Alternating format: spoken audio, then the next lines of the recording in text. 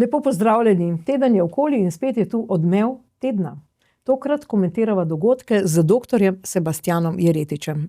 Lepo pozdravljeni. Lep pozdrav, gospod Jeretič, vam je všeč naš nov studio? Odličen, modern, zanimiv. Pa upam, da ne jemlje preveč pozornosti to zadje, da bomo z vsebino prepričali ljudi. Ja, no, začinjava kar z vsebino.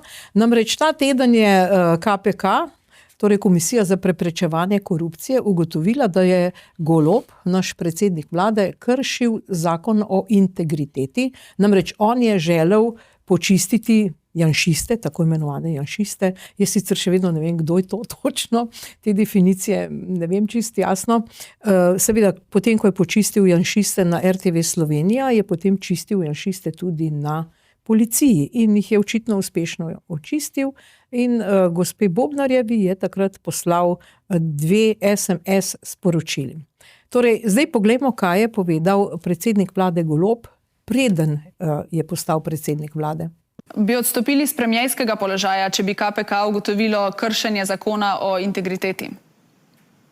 Zagotovo. Res verjamem v pravno državo in verjamem, da takrat, ko mehanizmi nadzora ugotovijo, da je nekaj zelo narobe s politiko, da ta mora spet odgovornost. No, in zdaj? To je zdaj ponarodel posnetek, vsi ga vrtijo in vrtimo in zdaj ne bo odstopil, ker on je takrat drugače razumel, ali kaj je zdaj to? Jaz mislim, da je celotna vlada Roberta Goloba ena velika prevara. Pika, dokončna pika in k temu ni kaj dosti za dodajati. Mislim, da je to najbolj lažniva, skorumpirana, izprijena ekipa, ki je kadarkoli vodila Slovenijo. Zdaj, pred 4 leti so bili ljudje zelo živčni zaradi epidemije, zaradi vsega tistega dogajanja in v tisti frustraciji so bili seveda lahek plen manipulacije domnevnega vrhunskega menedžerja, ki se je izkazal za popolno polomijo. To, kar se mi zdi pa najbolj noro pri vsej tej zadevi, je, da se vse to lahko še enkrat ponovi. In to zaradi tega, ker pričakujem, da bo ekipa Roberta Goloba v kampanjo vrgla milijone in da bodo pri tem kršili vsa pravila, ker to je njihov odnos do pravne države. Mi lahko že zdaj, pa se kampanja sploh še ni uradno začela, spremljamo povsem nezakonito propagando Gibanja Svobode na spletu, na plakatih, propagando, ki je v nasprotju z zakonom, evropsko uredbo in nihče nič. Istočasno lahko spremljamo povsem nezakonito delovanje parlamentarne preiskovalne komisije, ki jo vodi Tamara Vonta, ki sploh ne bi smela biti članica te komisije, ker zakon zelo jasno določa, da poslanec, ki je v pravnem sporu s preiskovanci, ne more niti sodelovati v taki komisiji. In gospa Vonta je v tožbi z založbo Obzorja, ki jo preiskuje. Torej, noro, nezakonito in nihče nič. Po drugi strani odnos pravne države vidimo prav izprijen moment, ko država ni sposobna uročiti poziva gospodu Smodeju, za katerega se torej ugotavlja, za katerega se govori, da so v fotopubu drogirali mladenke, jih priklenili z radiator, jih posiljevali. Skratka, najbolj izprijen možen moment, ki ga ta oblast, ki ga ta režim nekako ščiti, čeprav je javno se sam gospod Smodej hvali od Benetk do Maroka do Pariza, slovenska država pa ni sposobna uročiti poziva na sodišče. Skratka, izprijena zadeva, skorumpirana zadeva, Slovenijo so spremenili v en Babilon in glede na njihov odnos do pravnega delovanja pričakujem eno najbolj umazanih kampanj do zdaj. In edina možnost, ki jo vidim, da se ta skorumpirana oblast odstrani, je v tem, da bodo čisto vsi razumni in pošteni ljudje, ki spremljajo dogajanje, ki vidijo, kaj se dogaja, bili aktivni. In ko mislim, da se aktivirajo, ni dovolj, da se udeležijo volitev. Mislim, da morajo čisto vsi ljudje v naslednjih 2 mesecih izkoristiti vsako priložnost za pogovor s tistimi, ki jim je pa edini vir informacij propagandni aparat Roberta Goloba. Edini vir informacij hlapci iz Kolodvorske, ki izvajajo nenormalno propagando za to pokvarjeno oblast. Skratka, odnos do pravne države, odnos do ljudstva, požrtve besede, moralno dno ki ga je Slovenija dosegla po teh 30 letih samostojnosti. No, do volitev sta seveda še 2 meseca, to je zelo malo, ampak vendarle, ali drži ta teza, ki jo lahko slišimo, da Golob zato ne odstopi, ker mora v teh 2 mesecih še razdeliti redne službe tem svojim pristašem, čim več, da se jih porine na neke udobne fotelje? To je zagotovo en vidik, torej izkoristek vsakega dne, ko sedijo na teh stolčih. Drugo pa jaz mislim, da dejansko pričakujejo še en mandat in pričakujejo, ne glede na to, da imajo oni zelo dobre analize, ne samo tiste površinske ankete, ki trenutno kažejo neko, dajmo reči, pari razmerje v političnem prostoru. Oni imajo poglobljene analize, ugotavljajo, da je stanje dosti slabše, kot ga kažejo te površinske ankete, zaradi tega so precej živčni, ampak po drugi strani so zaradi tega tudi tako brutalni v tem kršenju zakona pri izvajanju propagande. In mislim, da se bodo oklepali oblasti do konca in da ne bodo izbirali nobenih sredstev za ohranjanje te oblasti. No, eno od teh akcij oklepanja oblasti smo lahko videli pretekli teden, ko je Tašner Vatovec prestopil v stranko SD. Zdaj nekateri, ker že omenjate Smodeja, so pa ugibali, da mogoče, da je nekdo od tožilstva šel zasebno v Benetke, kjer je Smodej, da so ga seznanili s to obtožnico in da bi eventualno mogoče 2 od te levice, recimo Vrečko pa Mesec, bila potopljena v to afero in da se je Tašner Vatovec pravočasno umaknil. Bilo je nekaj govora o tem, sliši se torej, da je to lahko eden od razlogov, tudi zaradi tega, ker nekih drugih velikih razlogov ni videti. Ne? Torej, tudi gospa Vrečko je zelo jasno povedala, da od gospoda Vatovca v vseh teh letih, 12 letih delovanja nikoli sploh ni slišala besede socialna demokracija ali da bi s kako besedo nakazal, da mu je to pozicija, ki je blizu. Tudi, kar se tiče vprašanja, torej nekaj koristi zaradi izvolitve je zelo vprašljiva. Ne? Prva stvar, mora najprej SD sploh prestopiti prag, drugo, ima zelo hudo konkurenco na Primorskem. Skratka, postavlja se teza, da bi razlog za njegov beg iz levice znal biti ravno to, da se bo v naslednjih tednih ali mesecih razkrilo, da so določeni akterji levice, mogoče ne bo šlo za Mesca in Vrečko, ampak za koga drugega, da so ne samo sodelovali pri tistih svinjarijah, o katerih se govori v aferi Fotopub, ampak da so pomagali tudi bežati, prikrivati, zaustavljati postopke s tem v zvezi. Tako da mislim, da je to največje breme, moralno breme trenutne oblasti. Torej, eno je seveda korupcija, kokain, vse druge zadeve, ki se vežejo na trenutne oblastnike. To, kar pa se je dogajalo v aferi Fotopub, je pa dejansko moralno dno in to Slovenijo so spremenili v Babilon. In iz tega moralnega brezna bomo res lahko izplezali samo, če se bodo čisto vsi pošteni in razumni ljudje potrudili, da bodo v naslednjih 2 mesecih prepričali vse, ki jih srečajo na svoji poti, da je nujen preobrat, da so nujne spremembe. No, ampak seveda trudi se tudi dr. Robert Golob.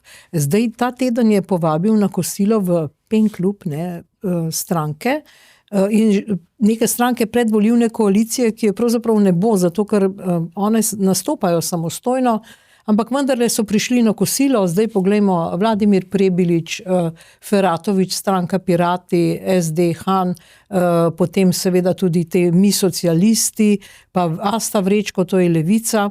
To se pravi, zdaj, kdo vse je bil tukaj povabljen? Kordiš seveda, ne? Tudi Vesna je prišla, Urša Zgojznik. Zdaj, kdo je bil povabljen in zakaj je bil povabljen? Jaz mislim, da imate v dogodek kar nekaj sporočil, no, nekaj stranskih, pa eno temeljno glavno. Zdaj, če začnemo najprej stranskimi. Prvo glede resnice. Jaz mislim, da je gospod Golob nastavil past resnici, zato ker je razgalil pričakovanje, da bo levica, da bo resnica seveda sestavni del prihodnje koalicije Roberta Goloba. Ne? In To je utemeljeno pričakovanje, ker je resnica antijanšistična stranka. Zdaj, gospod Stevanović se je poskusil rešiti te pasti s tem, da je zavrnil obisk tega dogodka, ampak mislim, da je prepozno in da je gospod Golob zaradi takega ali drugačnega razloga dal jasno vedeti slovenski javnosti, da glas za resnico je glas za še eno vlado Roberta Goloba. No? Tako da je prvi mogoče element te zgodbe. Drugi zanimiv element je, da ni bil povabljen Karel Erjavec, kar se mi zdi pa popolnoma jasno. Ne? Karel Erjavec je kot del levega bloka daleč najbolj kritičen do delovanja Roberta Goloba in to kritičen na podlagi vseh izkušenj, ki jih je imel. Mi ne smemo pozabiti, da je gospod Erjavec bil celo kandidat za konstruktivno nezaupnico v prejšnjem mandatu. In to pomeni, ko nekdo iz samega jedra levega bloka tako kritično razgalja vse napake, strateške, ne samo dnevne, ampak tudi geopolitične napake, je seveda izjemno moteč za vse te akterje. In bo zato mogoče njegova vloga na teh volitvah še precej zanimiva z vidika levega bloka. Ne? Ker če gremo zdaj naprej. Eno bistvenih sporočil tega dogodka je enodimenzionalnost te ekipe. Ena sama točka obstaja in to je strah pred Janšo. Čisto nič drugega. Torej, popolnoma jasno je bilo in to so sami akterji tega dogodka tudi povedali, to vsakodnevno govori tudi sam Robert Golob. Edina točka, ki jo ima celoten blok, je strah pred Janšo in zato je tudi edina strategija, ki jo imajo, strašenje pred Janšo. Čisto nič drugega jim ne preostane. Na to sporočilo se navezuje naslednje. Edini pravi politični voditelj celotnega tega bloka je Robert Golob. Vsi ostali so mu podrejeni, ko on povabi, pridejo, če bi kdo drug dal inicijativo, je seveda zavrnjena, lahko se Prebilič skuša šaliti, da je pol sam plačal kavo, ker je on povabil in podobno, to je, mislim, da prepozno. Mislim, da je gospod Golob dal zelo jasno vedeti vsem, kdo je glavni na terenu. In zdaj, če povežemo ti dve zadevi, da je edina točka strah pred Janšo, da je edini politični voditelj tega bloka Robert Golob, potem je tukaj glavno sporočilo tega dogodka, da obstaja samo ena izbira. Torej, če je edina točka boj proti Janši, potem je dovolj eden, potem je dovolj Robert Golob. Vsi ostali so povsem odveč. In mislim, da je temeljno sporočilo tega dogodka, da je Robert Golob požrl vso ostalo konkurenco v levem bloku. Tako kot je pred 4 leti požrl Alenko Bratušek in Marjana Šarca, je sedaj požrl čisto vse ostale. In mislim, da tudi po tem dogodku, če upoštevamo zdaj psihologijo črede levega bloka, bodo seveda videli enega samega voditelja, eno samo alternativo Janezu Janši in vsi ostali so popolnoma nepotrebni, samo gužvo delajo. In zaradi tega mislim, da je tudi posledica takega načina delovanja gospoda Goloba, da vsi ostali akterji skoraj da nimajo možnosti za vstop v parlament. Najprej vidimo, da je popolnoma odpisana levica.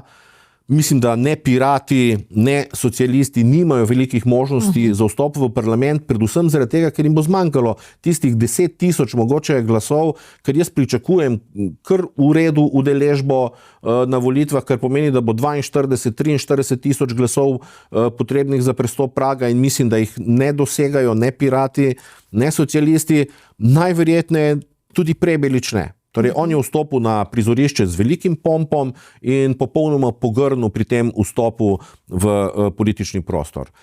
Edini, ki imajo mogoče majhno možnost za vstop v parlament, so seveda socialni demokrati. In še to, predvsem zaradi tega, ker so se centri stare levice v ozadju odločili, da jim pomagajo, to vidimo zdaj zadnje tedne pri številnih dogodkih, pri številnem dogajanju v ozadju, torej poskus reševanja socialnih demokratov, ki jim je sicer popolnoma razpadel aparat, nimajo več ne centrale, ne mreže, ne nič več drugega, nimajo več nekega intelektualnega potenciala. Skratka, stranka ni več niti bleda senca tistega, kar je bila skozi celotno tranzicijo, ampak dajmo reči, da se nekako trudijo vsaj njih obdržati. In to je zdaj za gospoda Goloba tudi velik problem, ker je ostal sam.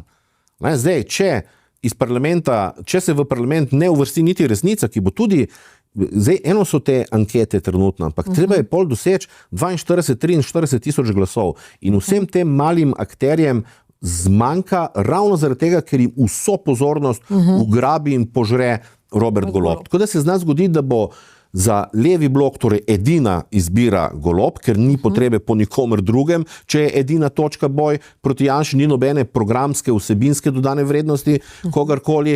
In vsi tisti, ki pa bodo razočarani, ki ne bodo sprijeli še enega mandata Roberta Goloba, imajo na izbiro le še Karla Erjavca kot kritika iz levega bloka, ali mogoče Zmaga Jelinčiča kot nek protestni glas proti delovanju torej celotnega aparata, ki stoji za Robertom Golobom. Skratka, mislim, da je ta dogodek razgalil najprej vsebinsko bedo in praznino levega bloka, predvsem pa, da je tu zelo tvegana strateška igra, ker močnejši, ko bo Robert Golob v tej polarizaciji, manj bo imel potencialnih partnerjev v prihodnjem parlamentu. To se pravi, vsem tem je zdaj ta obisk tega kosila škodoval. Jaz mislim, da ja, tudi zato, ker niso znali ustrezno odreagirati.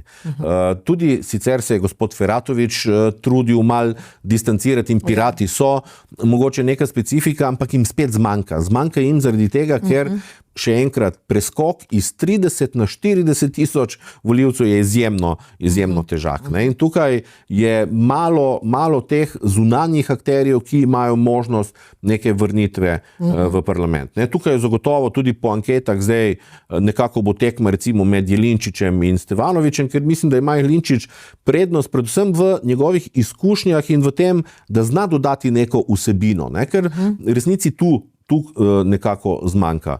In zanimivo bo res videti, ali se bo en del tistih, ki ne morejo niti slučajno več pomisliti, da bi dali še enkrat glas Robertu Golobu, ali bodo v Karlu Erjavcu recimo prepoznali neko alternativo tiste izkušene stare levice, ki jih je nekoč recimo že znala prepričati. Torej, Karel Erjavec pa stranka Zaupanje in Stevanović s stranko Resnica. Za njih, pravzaprav za Erjavca niti nismo toliko slišali, ampak za Stevanovića pa smo slišali, da bi lahko prišel v parlament. Ti dve stranki, vsaj na zunaj, povezuje nekakšno ta simpatija do Rusije.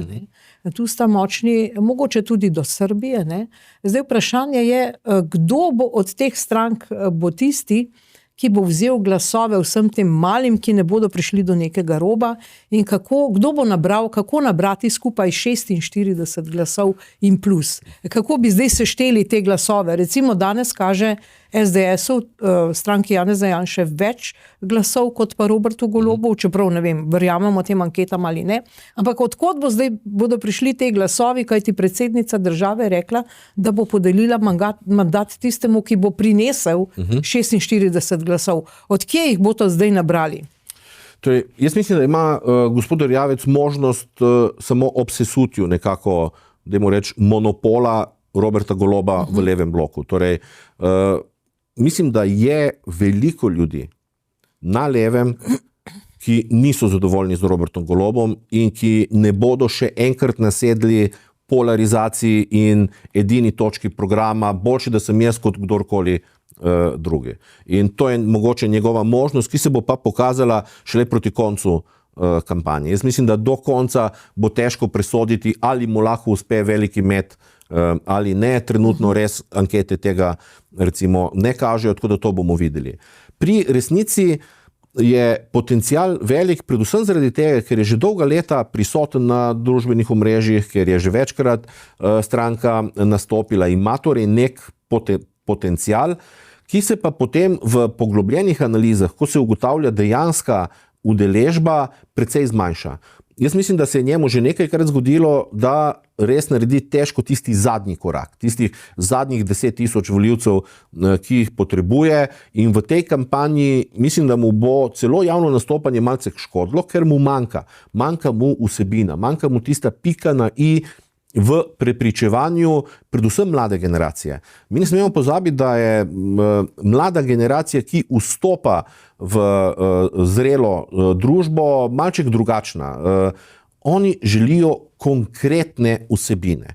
Oni imajo tudi drugačen pristop k iskanju vsebine in odgovoru. Torej, oni se potrudijo poiskati zelo konkretne rešitve. Od tega, kako kupujejo teniske, do tega, kako se pripravljajo na neki izlet. Skratka, oni so že rojeni v pridobivanje informacij. Oni se znajo pozanimati, poleg tega pa so analize z prejšnjih volitev pokazali, da se ta generacija odloča zadnji hip, torej zadnji teden, velik del celo zadnji vikend. Seveda imajo zožan izbor glede na to, kaj so spremljali skozi kampanjo, ampak končno odločitev sprejmejo prav v finišu in to na podlagi neke vsebine. In tu zna biti nekaj težav recimo za resnico in tukaj je Zmago Jelinčič zagotovo v prednosti, recimo, če gledamo ta nekak direkten spopad.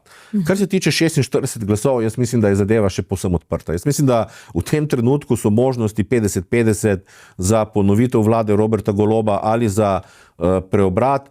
Možno je, mogoče eno malenkost možnosti za preobrat vidim v tem, da čisto vsi direktni spopadi se nagibajo na drugo stran. Ne? Če pogledamo, tudi če bo polarizacija Svoboda, SDS je tukaj, mislim, da SDS le v neki prednosti. Tudi če bo Golob požrl še drugi del Levice, mislim, da ima tukaj SDS prednost. Tudi v boju za tretje mesto. Mislim, da povezana Nova Slovenija, Fokus in SLS imajo precejšnjo prednost pred SDM. Pri SD-ju se je že večkrat pokazalo, da so nekaj mesecev pred volitvami vsaj 2 do 3 točke višje v anketah, kot se potem dejansko realizira, ker niso sposobni realizirati nekega potencijala in poleg tega imajo res uničen aparat, veliko lokalnih notranjih spopadov in mislim, da je tudi v tej drugi tekmi v prednosti recimo politična sila za preobrat, za spremembe. Kot sem rekel, tudi v tej bitki, ki bo mogoče celo odločilna, vprašanje, ali pride v parlament resnica ali Zmago Jelinčič, vidim dosti večje možnosti, da bo uspelo Zmagu Jelinčiču, tudi zaradi tega, ker je v usponu v anketah, izjemnem usponu na družbenih omrežjih in tudi, ker spremljam malo bolj od blizu tam dogajanje, vidim, da je precejšen angažma. No? Tisto, kar mislim, da ostaja pa daleč največja neznanka, pa je vprašanje Prebiliča in Logarja. Pred 2-3 meseci bi rekel, da ima absolutno večji izhodiščni potencial Prebilič, zaradi tega, ker gre tukaj za sredinski, bolj levo-sredinski prostor, ki je Logarja nekako označil za satelit Janše. In izhodiščna prednost je bila absolutno na strani Prebiliča. Ampak ta klaveren vstop na politično prizorišče je seveda zdaj popolnoma odprl ta prostor. In zadnje čase se Logar, lahko rečemo, nekako malo prebuja, kaže neko dodatno energijo v tistih soočenjih te druge lige, ki se odvijajo na kakšni televiziji, izstopa seveda v tej konkurenci. Če bo uspel pokazati vse tiste akterje okrog njega, ki so delali na programu, če bo torej uspel z vsebino dodati piko na i tistim mogoče praznim frazam, ki so bile v preteklih mesecih nekako slišane, ima možnost, ima potencial, da vzame ta prostor, ki ga je Vladimir Prebilič pustil dejansko na voljo. In to pomeni, da dejansko v vseh 4 velikih tekmah, ker mislim, da vsi ostali so odpadli, od Levice in vsega drugega, to pomeni, da v vseh teh 4 tekmah je rahla izhodiščna prednost dejansko na strani tistih, ki si želijo spremembe. Kaj bo to na koncu prineslo, bodo seveda pokazali volitve. V teh 2 mesecih se lahko vsak teden stvari še nekako preobrnejo. In to je treba jasno povedati, tudi zaradi tega, ker je padla neka senca dvoma na vse ankete. Treba je jasno povedati, tiste ankete merijo nek odgovor s kavča na prvo žogo, merijo torej neko izjemno površinski odnos, bolj merijo celo prepoznavnost strank kot neko volilno napoved, merijo, torej temu rečejo v vedenjski ekonomiji, heuristika razpoložljivosti, to pomeni, da ko te nekdo nekaj vpraša, poveš prvo stvar, ki ti pade na pamet. Ne? Ali po nekem razmisliku ta ostane izbira, ali ne, je popolnoma druga stvar. Ne? In tudi to je treba razjasniti, da so ankete lahko tudi korektno peljane, ampak sporočajo nekaj. Torej ne sporočajo volilne napovedi. In tudi če danes z bolj poglobljeno analizo recimo napovedujemo te potenciale, še vedno napovedujemo iz današnje situacije, 2 meseca je do volitev in precej velikih dogodkov še lahko pretrese Slovenijo. No, recimo afera Fotopub je ena od takih, ki lahko razgali vso dekadenco trenutne oblasti. No, kot protiutež temu dogodku, kosilu v PEN klubu, je pa seveda bil dogodek, torej točno ob isti uri, pač spomin na dogodek pred 23 leti, ko je umrl oče slovenske države, dr. Jože Pučnik. Ne? Zdaj na tem dogodku, ki se je odvijal na Trgu Republike, rečemo danes, nekoč Trg revolucije, zdaj stranka SDS ga je že neformalno preimenovala v Trg dr. Jožeta Pučnika, so se zbrali vsi ti, ki jim je Slovenija, samostojna Slovenija, da tako rečem, intimna opcija. Zdaj vprašanje, ki izhaja iz tega je, torej kakšno težo bo imelo pri volitvi dejstvo, da si vendarle mnogi v Sloveniji zagovarjajo Slovenijo kot samostojno državo, kajti drugi ne, oziroma tudi to demokratično spremembo, kajti vidimo, mnogi so še vedno na strani te komunistične revolucije. Kakšno težo bo imel ta dogodek in pa spominjanje Jožeta Pučnika, ki je nenazadnje na nek način slovenski Václav Havel, on je bil praktično tudi zaprt, obsojen na, mislim, da 7 let zapora in tako naprej, šel v Nemčijo, tam doktoriral, se vrnil v Slovenijo, spet odšel. Kakšna je teža te teme? Nekateri bi najraje prikazali, da je bil plebiscit napaka, ne? Da smo bili nori, da smo sploh šli iz Jugoslavije in komunizma, če danes poslušamo neke akterje. Ne? Jaz mislim, da je v slovenski zgodovini eno samo svetlo obdobje in to so bila ravno 80. leta. Ne. Takrat smo bili enotni, takrat smo dihali v istem ritmu, se poenotili, razen majhnega delčka tistih, ki so se želeli oklepati oblasti, ki so se želeli oklepati enopartijskega sistema in Jugoslavije, ne, ampak tisti so se malček potuhalni in se potem zelo hitro vrnili na oblast. Največja težava tistega obdobja, ki je sledilo, torej 90. letom, je, da takrat nismo naredili neke katarze naše zgodovine, da se takrat nismo kolektivno prečistili, spoznali vse grehe naših predhodnikov iz časa tiste državljanske vojne, ki se je odvijala v sklopu druge svetovne vojne. Čeprav je bilo nekaj prvih simbolnih korakov, se je potem hitro zaustavil tisti proces in zaradi tega mi še vedno nismo prebavili naše zgodovine. Jaz sem bil član Socialnih demokratov, ko je zmagal na kongresu Borut Pahor leta 1997 in ena njegovih prvih potez v nadaljevanju je bila, da je sklical konferenco stranke o spravi. Na tisti konferenci sva 2 predstavnika Mladega foruma in poleg naju samo še Igor Lukšič zagovarjala to potezo Boruta Pahorja.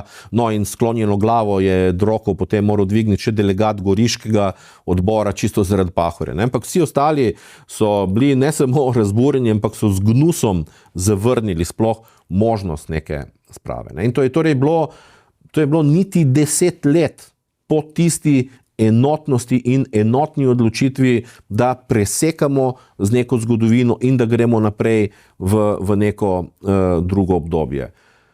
Danes je še dosti težje sploh govoriti o spravi, ker se je pa še kontekst politike spremenil. 90. leta so bila leta, ko je prevladovala politična kultura preseganja razlik, povezovanja.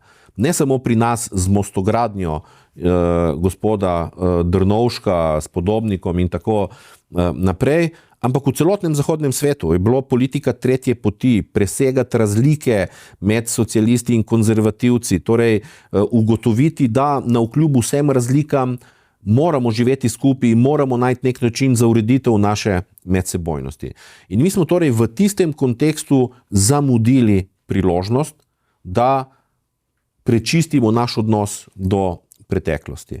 Danes smo pa v precej slabši situaciji, v precej slabšem kontekstu. Danes v celotnem zahodnem svetu prevladuje polarizacija, prevladuje popolna kulturna vojna, ki je ponekod na robu državljanske vojne. Skratka, danes imamo še toliko težjo nalogo, poleg tega, da so celotne generacije že spet napol hipnotizirane z neko jugonostalgijo, z nekim nostalgičnim pogledom na komunizem, ki je pozabil na vse razloge, zaradi katerega smo opustili in tisto državo in tisti režim. To pomeni, da je danes še toliko večja težava in obstaja dejansko skoraj da zanesljiva ocena, da smo naše generacije zamudile to priložnost poenotenja in da ostaja to naloga za naše otroke in največ, kar lahko naredimo, je, da jih ne obremenjujemo z našimi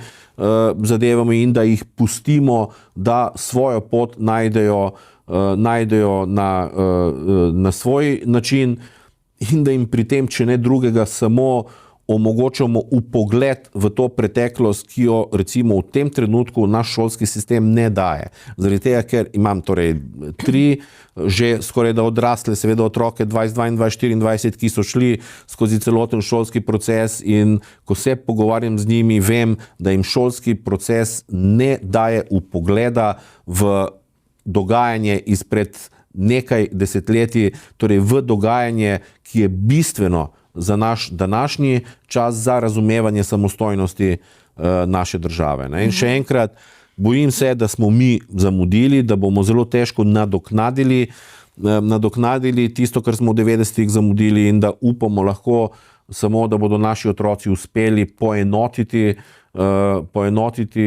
slovensko ljudstvo v prihodnje, da se bo zgodilo to, kar ves čas zagovarjajo recimo gospod Peterle in drugi, da mora Slovenija zadihati z obemi pljučnimi krili. No, saj ravno Lojze Peterle je tudi govoril na tej prireditvi, namreč ta podcenjevalni odnos do doktorja Jožeta Pučnika je prisoten vsa ta leta pred in po osamosvojitvi. Recimo Milan Kučan je dejal pred tem referendumom, kdo je Pučnik, da nas bo pošiljal na plebiscitne. To je tipična izjava in vse to, torej kdo je zdaj ta Pučnik in kdo so tisti, ki jim je Slovenija prva opcija, pa kdo so zdaj janšisti, pa počistimo vse to.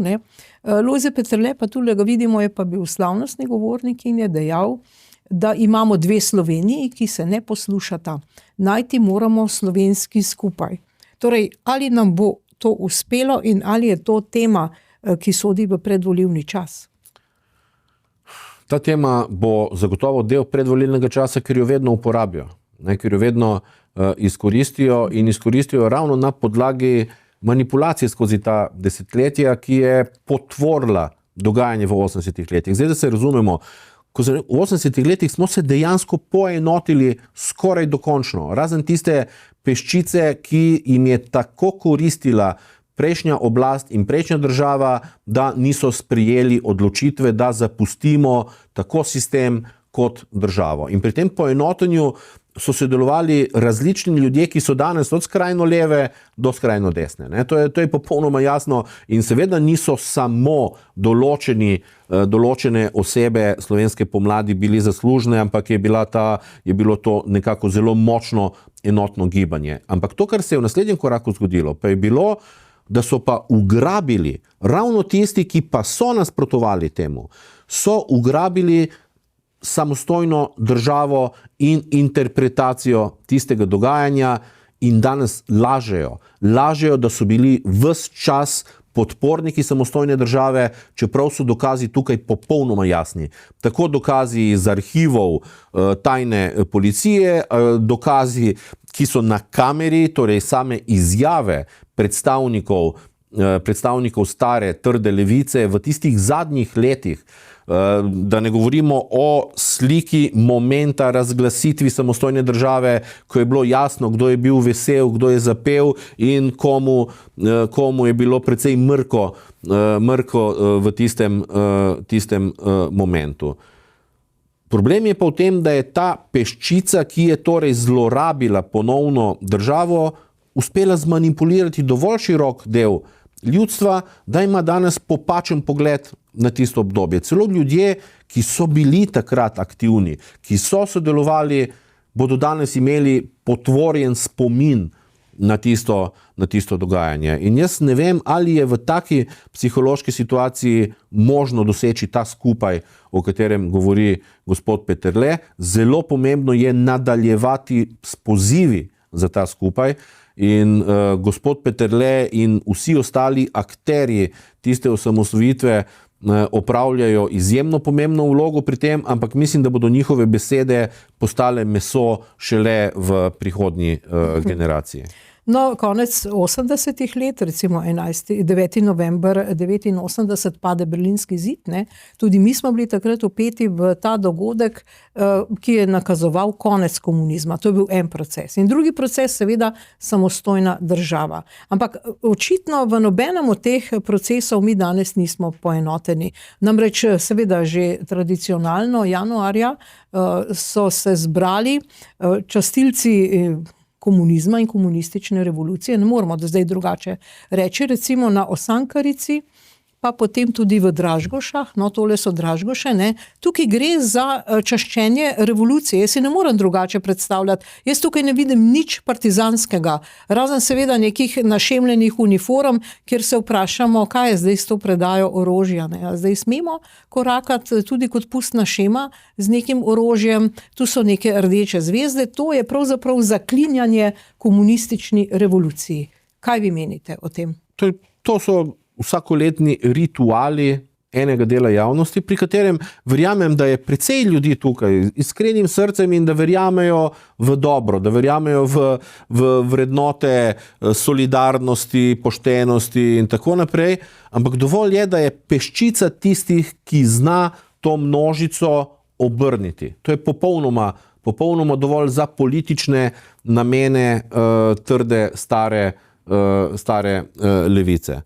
Jaz mislim, da je Zmago Jelinčič razgalil najbolj bizaren element vse te zgodbe, ko je izpostavil, da ga, citiram, da se v grobu obračajo tisti, ki so trpeli zaradi fašizma, ko na takem dogodku govori Robert Golob, za katerega govorijo, da je potomec fašista. Torej, iz njegovih krajev so prišle informacije, da je dejansko dedič fašistov in se danes prvič, torej v celotnem življenju, pojavi na nekem takem dogodku kot glavni govorec in s prstom zdaj kaže na druge, češ da so fašisti neki povsem drugi ljudje. Ne? Torej, tako kot so ugrabili državo, ki jim ni bila pri srcu, ki si je niso želeli konec 80-ih, tako so zdaj ugrabili tudi celotno, ne samo ikonografijo, ampak celotno zgodbo osvobodilnega boja.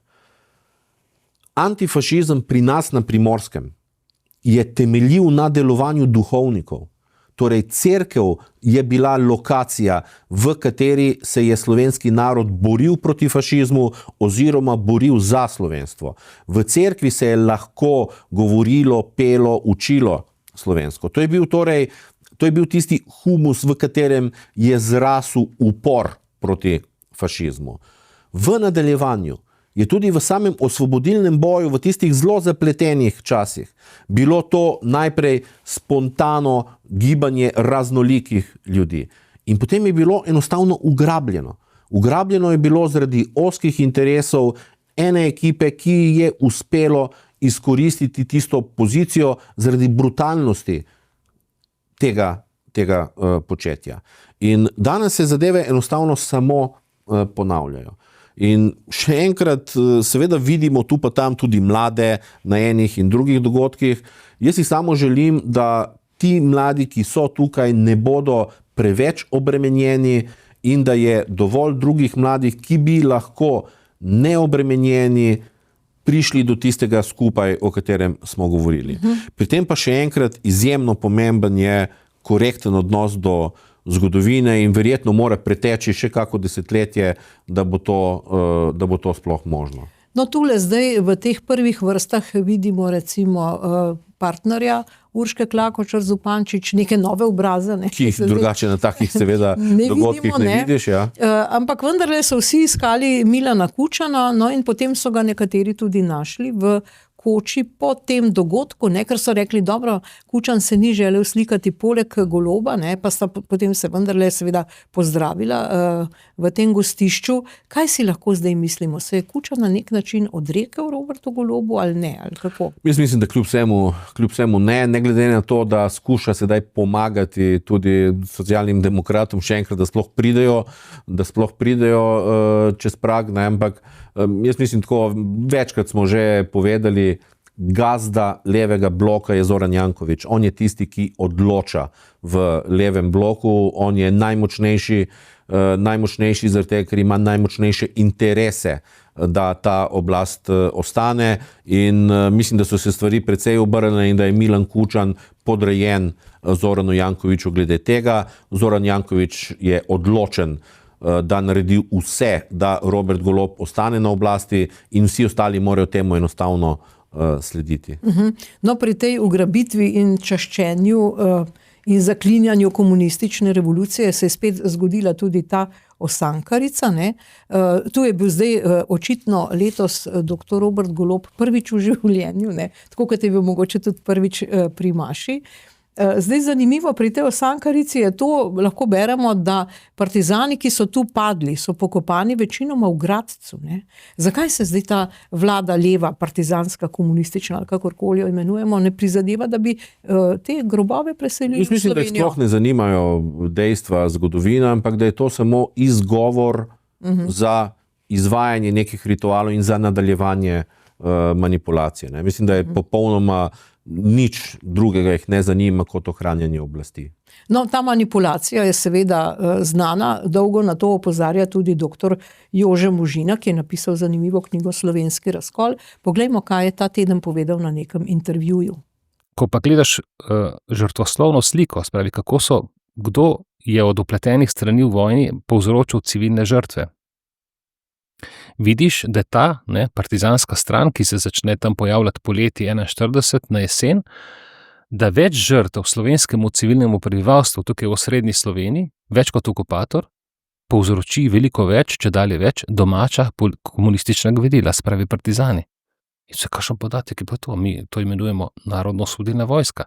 Zakaj je Narodno-osvobodilna vojska pobijala več Slovencev kot okupator, neoboroženih Slovencev? In zakaj je Narodno-osvobodilna vojska pobila več neoboroženih civilnih oseb, kot pa recimo okupatorjih vojakov? In to veliko, veliko več. Ne? Tukaj se odpirajo vprašanja, ki seveda prisilijo, da o krivdi za slovenski razkol razmišljamo povsem drugače, kot smo bili učeni v osnovnih in srednjih šolah in tudi na fakulteti. In ta knjiga to dokazuje in pokaže tudi, kot narekuje podnaslov, začetki protirevolucionarnega upora, zakaj je prišlo do vaških straž, ki so predhodnica domobrancev, in zakaj je prišlo do domobrancev.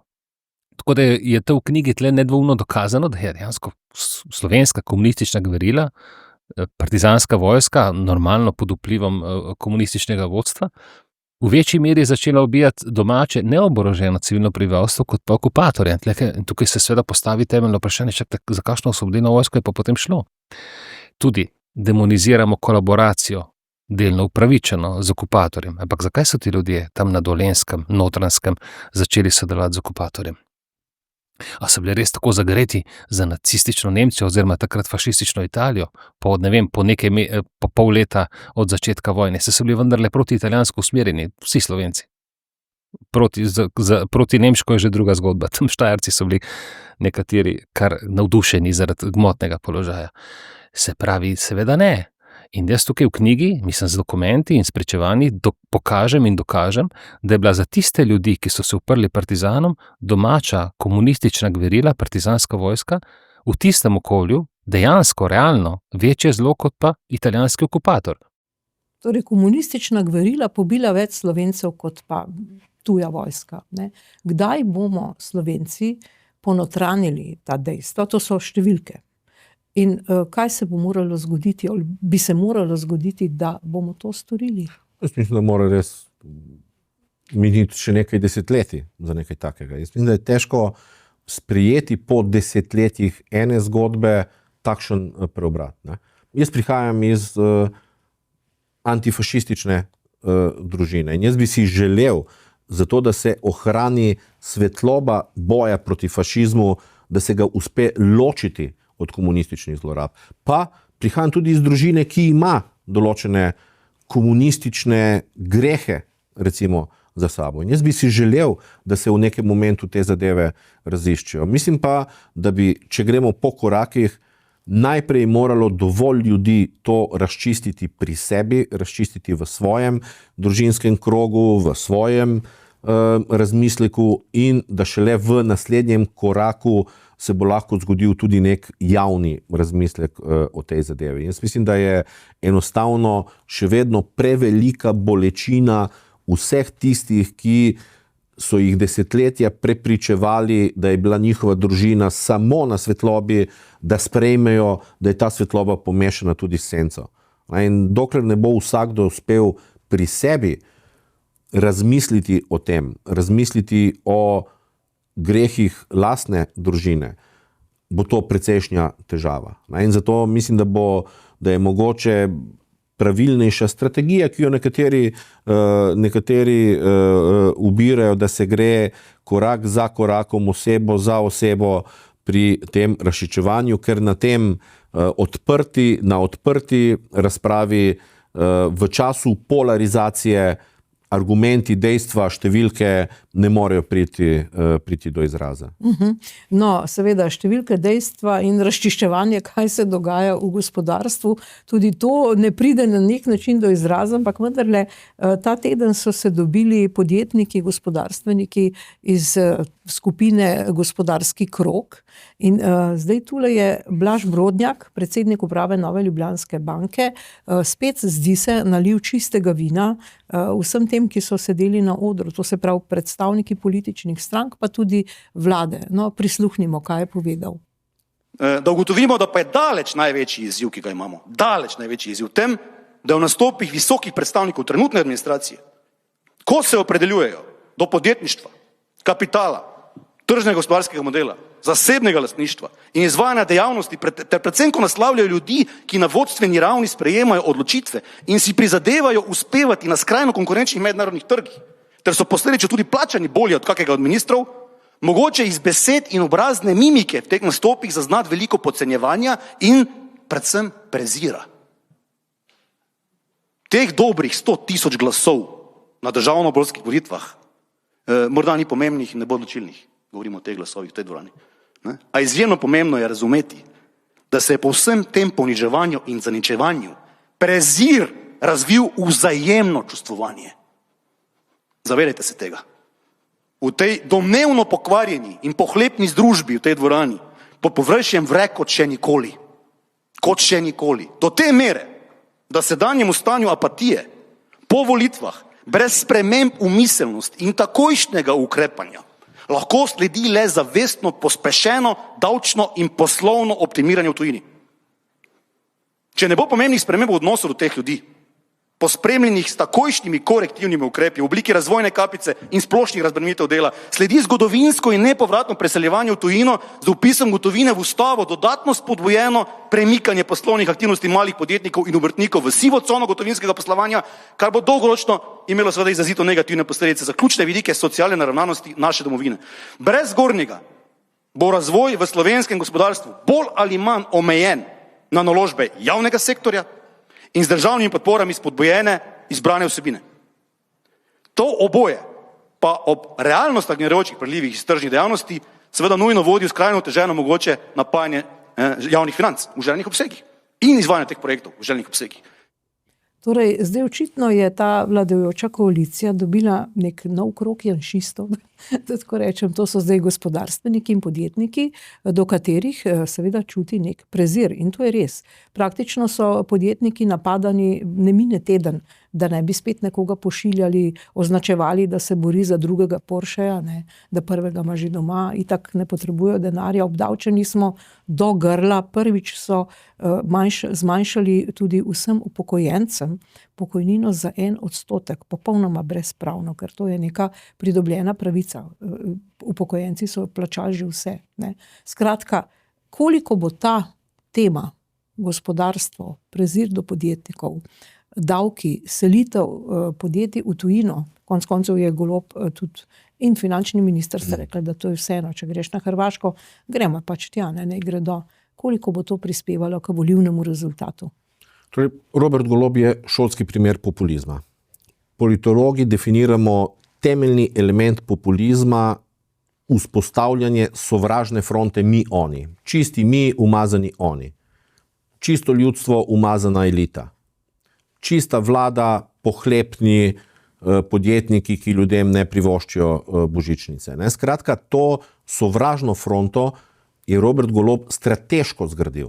Tle ne gre zdaj samo za neko ideološko zaslepljenost. On je bil princ komunizma. On je milijone služil z preprodajo naše skupne državne elektrike. Ne? On ni Kordiš, on ni živel neko skrajno levo ideologijo, ampak jo je kupil, jo je vzel, ko je prišel na oblast, ker mu ustreza. Ustreza pa mu zato, ker v pomanjkanju rezultatov je edina zadeva, ki ostane, sovraštvo in gojenje strahu. In Robert Golob je v tem dejansko dosegel ta prezir trenutne oblasti do gospodarstva, o čemer govori gospod Brodnjak. Zdaj, gospod Brodnjak je seveda specifičen. On je že večkrat nalil čistega vina, zaradi tega, ker si to lahko privošči. In mogoče ravno zaradi vina. Ne? Njemu najslabše, kar se lahko zgodi, da ga vržejo iz službe, imajo izjemno družinsko vinarijo in lahko živi dalje. Torej, on je svoboden in si lahko privošči takšno kritiko oblasti. Problem, ki je tudi odgovor na vaše vprašanje, pa je v tem, da je osamljen.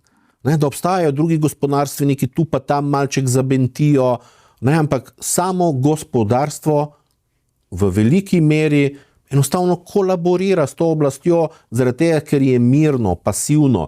In jaz ne vem, ali dejansko vre, tako kot pravi gospod Brodnjak.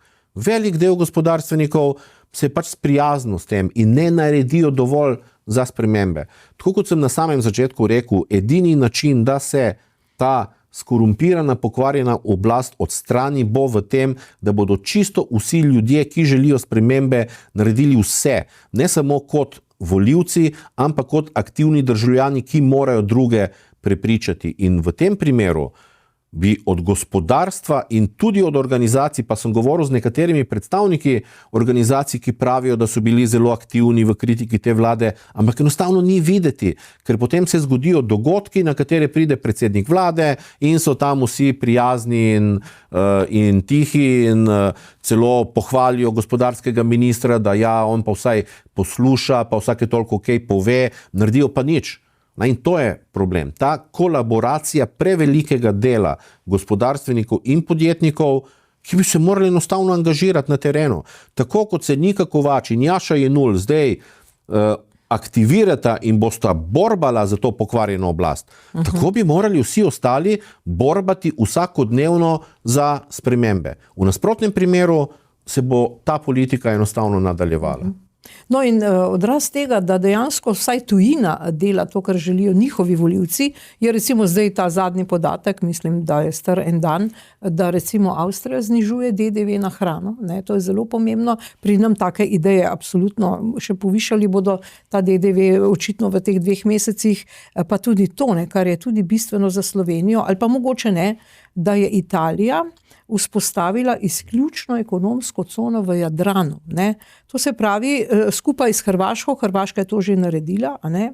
In zdaj, kaj se bo zdaj zgodilo s Slovenijo? Slovenija je sicer leta 2021 vzpostavila nekakšno trilateralo o sodelovanju na območju severnega Jadrana, ampak vendarle, to se pravi, naj bi obravnavali vprašanje ribištva, varnosti, zaščite okolja, povezljivosti, ampak vendarle, kaj zdaj to pomeni za Slovenijo? Ali je zdaj položaj Slovenije okrnjen na morju?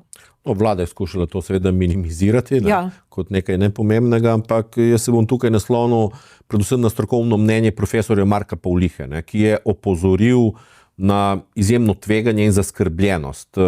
Ne samo zaradi teh potez in Hrvaške in Italije, ampak še najbolj mogoče celo zaradi pomorskega prostorskega načrta Hrvaške. Zdaj, kaj je tukaj zdaj problem? Če je vse ok, pol ni problema.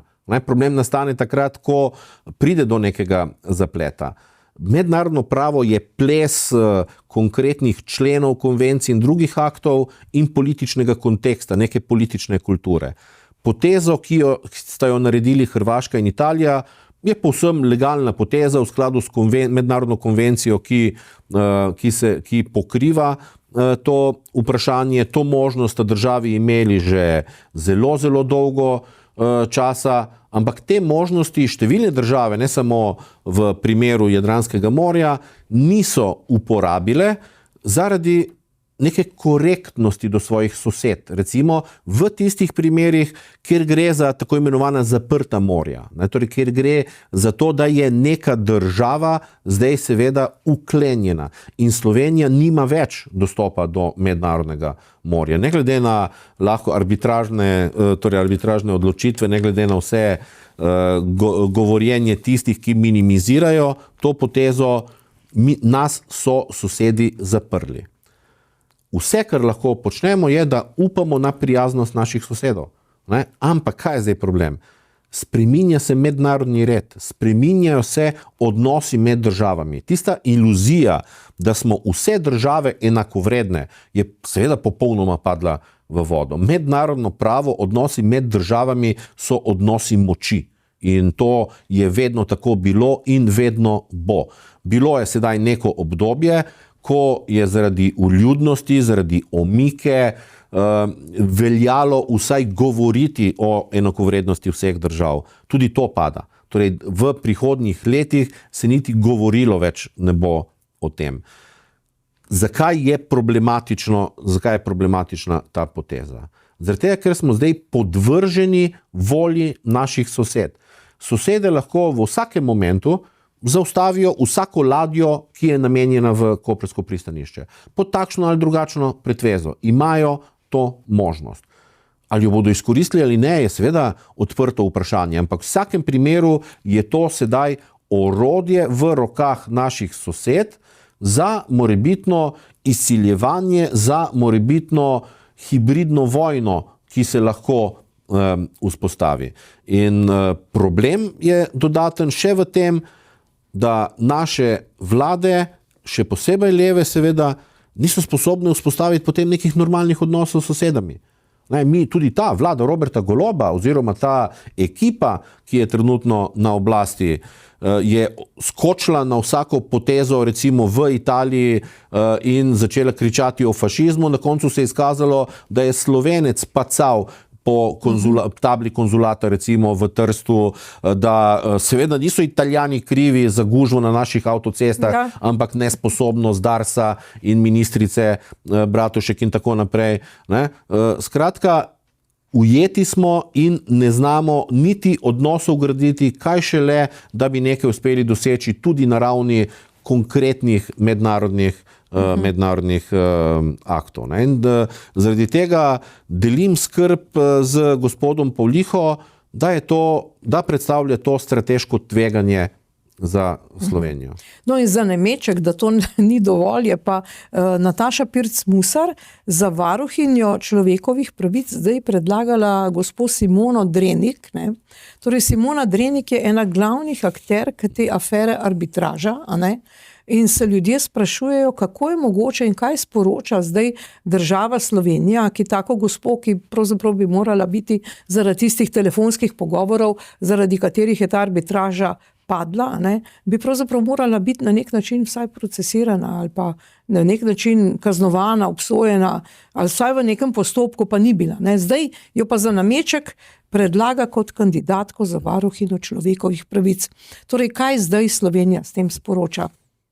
Zdaj, pogosto se lahko zgodi, seveda naredi nekdo v življenju veliko napako, se iz tega veliko nauči in ko dobi novo priložnost, deluje precej bolj sposobno. Tako da to je popolnoma jasno. Ne? Ampak v tem konkretnem primeru se mi zdi to res neprimerno. Ne? Predvsem zaradi tega, ker najprej gre za enega najpomembnejših položajev v državi, v vsaki demokraciji. Varuh človekovih pravic bi moral biti izjemno pomemben položaj za vsako demokracijo.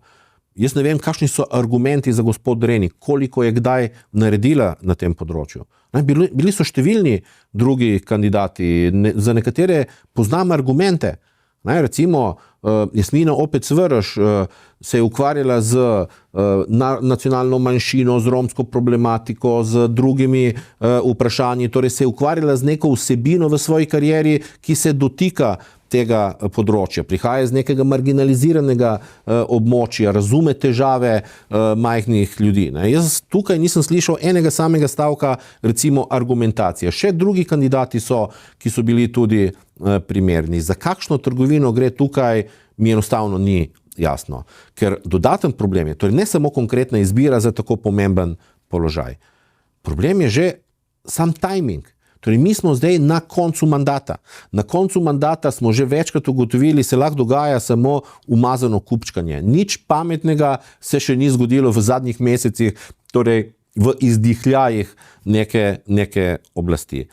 In zdaj vsa ta leta predsednica republike in predsednik vlade nista bila sposobna nekega dialoga. Nista bila sposobna usklajevanja, pa sta oba iz istega bloka. In nista bila sposobna usklajevanja pri pomembnih kadrovskih vprašanjih. Jaz niti slučajno ne verjamem, da so sposobni karkoli pametnega narediti zdaj v tem finišu, ne samo pri vprašanju varuhinje, tudi pri ustavnih sodnikih, tudi pri guvernerju. Vse skupaj bi enostavno moralo počakati naslednji mandat. Teh nekaj mesecev ne bo sesulo države, če se do sedaj ni sesula. Predvsem pa je enostavno premajhno zaupanje v politične akterje, da so v takem kontekstu sposobni sprejemati pametne odločitve. No in še več kot to, recimo izkazala sta se par Gaber Golob, mislim, da še pred poroko, kot popolnoma diletantska tudi na področju zunanje politike, namreč gospa Tina Gaber Golob, takrat še ni bila Golob, je pozvala tuje voditelje, da posnamejo videoposnetke in na teh videoposnetkih potem govorijo v prid Palestini, Hamasovcem v osnovi, to gre za to. In seveda, zdaj, ko so novinarji želeli dobiti te posnetke, je bil zdaj končno dan odgovor, da jih sploh ni bilo. Torej, nihče od tujih državnikov ni tako nor, da bo neki Tini Gaber poslal neke posnetke, da bo ona naredila nek promo filmček za vse to. Torej, koliko nam je zdaj v bistvu ta, ker smo na koncu mandata, ta diletantska, pa včasih tudi nagovorjena hamasovska politika škodila. Mislim, tu se kaže pač omejitev para Robertina, kot se je poimenovalo ta par, to je njun domet. Tudi zaradi tega ni bilo nobenega državnika na poroki, kar so si baje želeli, o čemer je bilo veliko govora. Njun skrajni domet je, da na nekem dogodku zasačijo nekega velikega državnika za eno Instagram fotko. To je maksimalni domet tega trenutnega slovenskega vodstva. In dejansko tudi, ko boste izginila, ju nihče ne bo pogrešal po Evropi. Skratka, to je skrajni domet. Ena zgodba je, kako drugi akterji gledajo na Roberta Goloba in njegovo soprogo. Drugo vprašanje je pa ta odnos v sporu Izrael-Palestina. Tukaj zagotovo določeni krogi lahko Sloveniji pripišejo neke pluse ali imajo neke simpatije zaradi tega, ker so se tako izpostavili pri vprašanju Gaze, ampak po drugi strani je precejšnja diplomatska škoda v drugih krogih, predvsem pa vsi te bodo zelo hitro pozabili. Torej tisti, ki so zaploskali Sloveniji kot eni od držav, ki je tako močno se zavzela za Palestince, bodo to kaj hitro pozabili. Tista druga stran pa mislim, da ne bo pozabila zamer do tega delovanja naše države. Tako da, če bo prišlo do preobrata na oblasti, mislim, da se bo dalo dajmo reči, zmanjšati škodo, ki jo je Slovenija utrpela zaradi take politike. Ne? Ker eno je dejansko propaganda, sploh propaganda, ki jo lahko poudarjajo skrajni slovenski levi mediji, drugo pa je realno dogajanje v mednarodnem prostoru. No in ta sprememba, ki se obeta, je bila napovedana tudi strani Janeza Janše. On je namreč dejal, hodi po Sloveniji in govori v prid te koalicije z volivci, napovedal je prekinitev finančnih tokov nevladnim organizacijam. Seveda zdaj levičarji, tu sta Nika Kovač pa Jaša Jenull, so takoj skočili po konci in so se zdaj spomnili na smrtne misli gasilce. Ker takrat, ko je šlo za člane sveta RTV, pa smo mi opozarjali, zakaj niso gasilci noter kot velika nevladna organizacija. Ne, so samo levičarji zdaj v svetu RTV. Torej, kaj še bi se moralo zgoditi ob te morebitni zamenjavi oblasti? Kaj še bi morali spremeniti, kar je res kritično? To so šli milijoni, tudi iz tujine, pravzaprav, in mi v bistvu potem ne vemo, kaj ta paravojska, levičarska paravojska počne. Predvsem to, kar ste zdaj povedali, in tisti element z gasilci mislim, da je zelo pomemben. Ker kaj je zdaj tukaj sporočilo? Najprej, to dogajanje je iz neke javne tribune, ki potekajo zdaj po Sloveniji, koliko lahko spremljam prek družbenih omrežij, in na takem dogodku gospod Janša reče 100 stvari. In potem je zdaj vprašanje, katero od teh se bo pograbilo in uporabilo za politični boj v sami kampanji. In tu je mogoče res prvo opozorilo, da bo treba biti previden, pozoren, zaradi tega, ker bodo skušali vsako tako izjavo obrniti. Popolnoma jasno je, kaj je gospod Janša s to izjavo mislil. In popolnoma jasno je tudi gasilcem, da to ne leti na njih. Oni se zelo dobro zavedajo, zato nobeno gasilsko društvo ni skočilo v luft zaradi te izjave gospoda Janše. Popolnoma upravičeno pa je urediti status te paravojske, kot ste jo imenovali, oziroma parapolitičnih organizacij. To se ne dogaja samo v Sloveniji. To je problem celotnega sveta, ne samo zahodnega sveta, da se uporabljajo ali pa zlorabljajo določene institucije za politično delovanje. In to tudi za delovanje proti interesom neke države.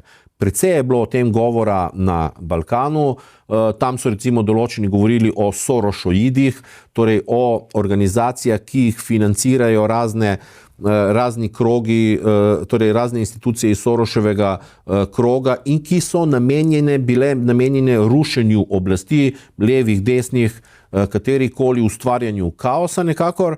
In podobno situacijo imamo zdaj tudi v Sloveniji. Torej, imamo jasno zakonodajo, kaj je politično delovanje in kakšno je politično organiziranje.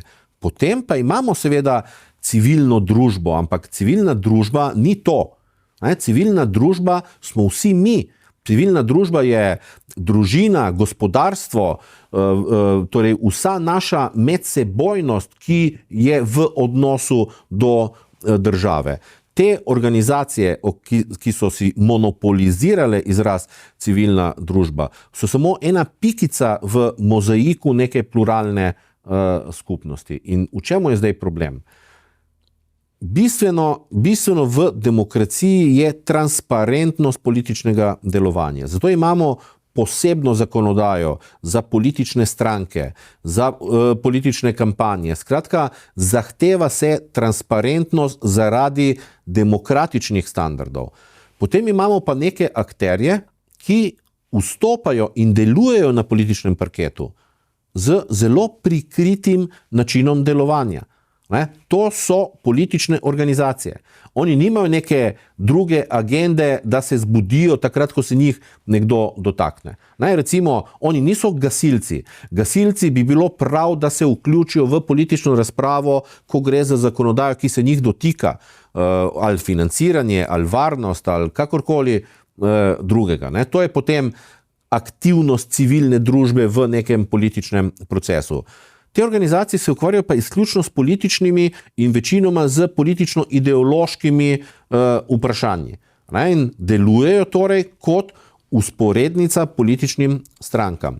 Pri čemer ne samo, da so financirani strani proračuna v norih zneskih, kar lahko vidimo tu pa tam iz kakšnih povzetkov, koliko milijonov gre iz slovenskega proračuna za te organizacije, ampak so financirane tudi iz številnih neznanih virov in ni nobene transparentnosti glede tega. Zato bi bilo pomembno ločiti tiste organizacije, ki se pretežno ukvarjajo s politiko in jih podvrči istim mehanizmom nadzora, kot so jih deležne politične stranke. Torej, kar se tiče transparentnosti financiranja, ne samo kar se tiče proračuna, ampak vseh virov financiranja. Tako kot so politične stranke temu podvržene in imamo posebno zakonodajo za njih, bi morali enako veljati za njih, ker so tudi politiki, ker tudi izvajajo politično dejavnost in čisto nič drugega ne počnejo. In bi zaradi tega morali biti deležni istega, enakega nadzora kot vse ostale politične organizacije. No in seveda Jaša Jenull, ki se imenuje Glas ljudstva, ali pa Nika Kovač, zdaj imata izjemno priložnost, da kandidirata, pa da vidimo, ali bosta dobila kakšen glas ali ne, oziroma koliko glasov bi dobila, ampak ne bosta kandidirala. Tudi Nika Kovač je rekla, da ne bo. Ne? Tu se zdaj vidi ta sprevrženost, pa na nek način dvojna merila. Seveda, ker jim bolj ustreza delovanje pa niso esence, kadarkoli vstopijo pred reflektorje vseh režimskih medijev,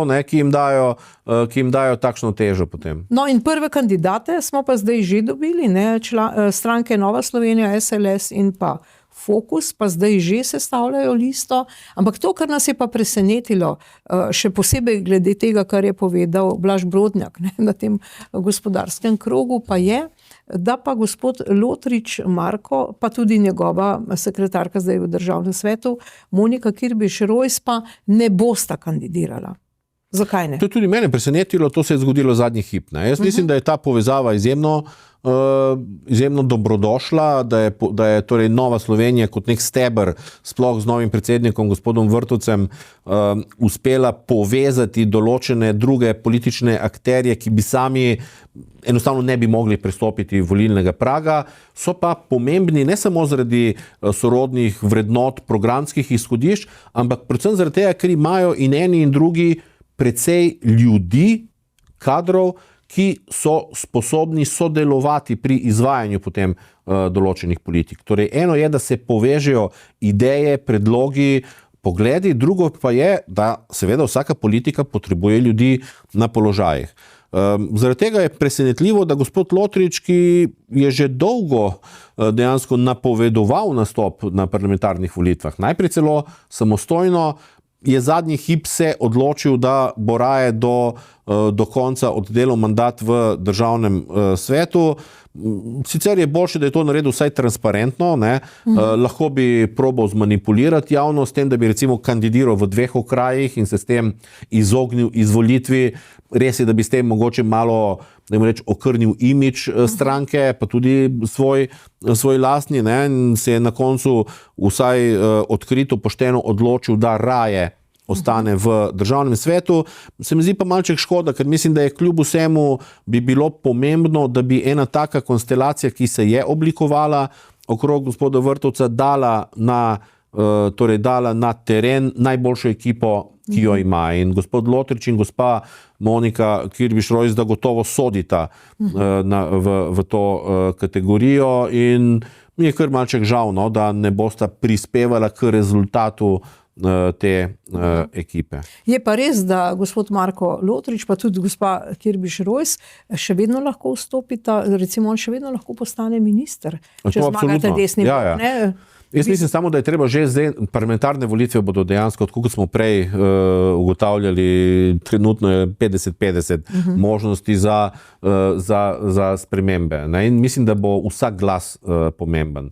Ne bo pomembna samo ta, da SDS zmaga Gibanje Svoboda, kar se pričakuje. Glede na ankete, dosti bolj bodo pomembne še te ostale tekme, o katerih smo govorili. In izjemno pomembno bo 3. mesto ponovadi tudi obarva potem koalicijo na takšen ali drugačen način in mislim, da je ta skupina Nove Slovenije, SLS-a in Fokusa prvi favorit za to tretje mesto in se mi zdi to zelo pomembno. In zaradi tega bi bilo pomembno, da vsak glas, ki ga je mogoče pridobijo. Ne. Verjamem pa, da bo tudi v sami kampanji gospod Lotrič izjemno aktiven.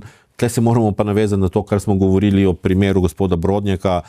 Podjetniki in gospodarstveniki se bodo morali aktivno vključiti v kampanjo na vsakem koraku, v vsakem pogovoru, ki ga bodo v naslednjih 2 mesecih opravili. Da bo zares vrelo med temi 100.000 glasovi. No, zdaj seveda ta teden je išla tudi knjiga Igorja Omerze, s katero je spet pokazal, da slovenski zgodovinarji praktično ne delajo tistega, kar bi morali. Ne? Išla je knjiga Janez Janša Kaplar, ki govori o tem, kako je Udba sledila še pred osamosvojitvijo vsem njim, ki so se zavzemali za to, in Omerzi, in Bavčarju, in Janši. In seveda to, kar je bistvo te knjige, je, da je Milan Kučan, ki je bil o vsem obveščen, vedel, da bo Janez Janša areteran in tudi zaprt. Vendar so to, slovenska partija je to prepustila vojaški policiji in vojaškemu sodišču, da se je malce umila roke in na nek način blefirala, da se zavzema za osamosvojitev, čeprav to niti protikomunizem, niti samostojna Slovenija ni nikoli bila njihova opcija. Zdaj, vprašanje, ki se pojavlja, zdaj Kučan je vedel, kaj zdaj, a se lahko kaj zgodi? Ne vem, kaj bi se lahko res zgodilo. Jaz mislim, da gospod Omerza opravlja izjemno delo. In to je delo, ki nima učinkov samo danes, ampak ki bo imelo predvsem v naslednjih letih in desetletjih velik pomen, ker razgalja to resnico ne samo 80 let, ampak tudi obdobja pred tem in kaže, kaj se je dogajalo potem, ko je ta ista ekipa spet ugrabila slovensko državo. Meni se zdaj tam zelo zanimiv recimo podatek, da je že leta 85 bilo tik pred tem, da bi že takrat vojska spravila v zapor gospoda Janšo. Skratka, da je to neko dolgo obdobje ne samo spremljanja gospoda Janše, ampak kot smo lahko tudi na tem dogodku slišali tudi strani gospoda Omerze in gospoda Bavčarja in vseh ostalih, ki so se oglasili, lahko ugotovimo, da je dejansko edina stvar, ki je v prejšnjem sistemu funkcionirala, bila tajna policija. Da so bili izjemni v podrobnostih tega sledenja, poročanja in tako naprej. Torej še enkrat, delo, ki ga upravlja gospod Omerza, je izjemno pomembno tudi za prihodnje generacije. Jaz sem prišel na ta dogodek v družbi mojega sina, 20-letnega, ki mu je bila stvar izjemno zanimiva in ki mi je rekel, da v šoli niso niti besedice dejansko spregovorili o teh zadevah. Skratka, gre za obdobje nekaj desetletij nazaj, ki določa naš današnji čas. Ti akterji so še danes tukaj, ne tukaj, v Bruslju. V končni fazi je bilo omenjeno, da ima Udba še vedno svojo predstavnico v Evropski komisiji. Skratka, izjemno pomembne zadeve, o katerih nove generacije ne vejo čisto nič. Zaradi tega, ker jih skozi celoten šolski sistem nihče ne predstavi ta bistveni moment v zgodovini naše države. In zaradi tega mislim, da bodo te knjige izjemno pomembne in vse bolj pomembne z leti in desetletji pred nami, zaradi tega, ker na odličen način povzemajo osebne, posamezne zgodbe, ker to je samo ena v nizu teh zgodb, hkrati pa kažejo celotno sliko tistega režima, tistega sistema, načina delovanja v tistem času. Skratka, gre za izjemno zgodovinsko delo, ki ga upravlja gospod Omerza. Ki očitno ta način delovanja še vedno traja. Prav omenili ste našo predstavnico, našo evropsko komisarko, prav to je bilo rečeno. Očitno tega ni konec, še vedno gre naprej. Koliko močna je po vašem mnenju, osebnem mnenju, ta Udba še danes? Jaz mislim, seveda, to ni več organizacija.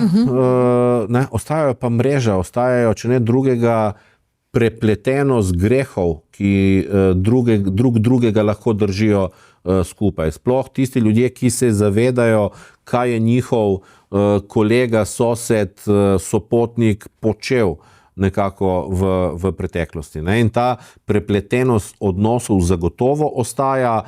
mentaliteta se je verjetno modernizirala, prilagodila, ampak neke osnovne silnice, neki vektori sodelovanja pa zagotovo tukaj še vedno obstajajo. Ne? In se prenašajo na naslednje generacije teh družin. Ne? Precej je govora, ko se je v Sloveniji izvajalo določene analize elit, recimo, ne samo političnih, tudi gospodarskih in torej elit, sicer se ravno ugotavlja, da imamo neko komunistično buržoazijo, da imamo torej nek segment družin, ki so postali buržoazija skozi položaje, ki jim je omogočila komunistična partija in ki sedaj moč teh položajev prenašajo na svoje otroke, vnuke in tako naprej. In tukaj je eden od, recimo, vpogledov ljudi iz ozadja zelo zanimiv zame, da je nekaj tisto, kar mi vidimo,